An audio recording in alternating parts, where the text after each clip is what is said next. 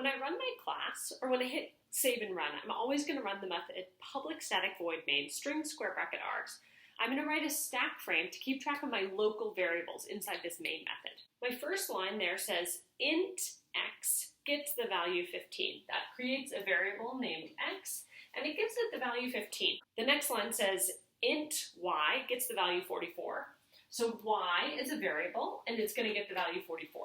The next line says int z gets the value 44. So I get a variable named z, and it's going to have the value 44.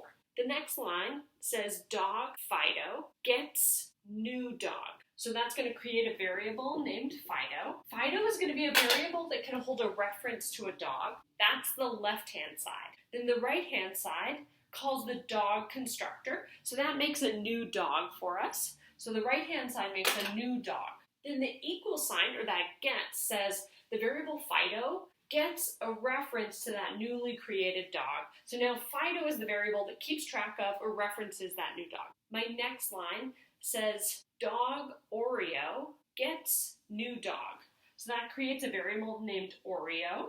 The left-hand side is saying that the variable Oreo is a variable that can hold a dog reference. The right-hand side, we say new dog, and that creates a new dog object for us. So we call the constructor. The constructor is a method with the same name as the name of the class. We call it using the keyword new, and it makes a new object for us. So that made a new dog object for us. And then the equal sign, or that gets, said that Oreo gets a reference to that newly created dog. So Fido references that first dog, and Oreo references that second dog. I didn't give myself quite enough room. Okay, the next line says dog friend gets Oreo. So that creates a variable named friend. That's going to be a variable that can hold a reference to a dog. Then that line, dog friend gets Oreo, means we make a copy of what's in Oreo, and we put that in friend. So both Oreo and friend are going to reference that dog. So both Oreo and friend reference the same dog. Now we can look at these things and ask which ones are equal. Are x and y equal?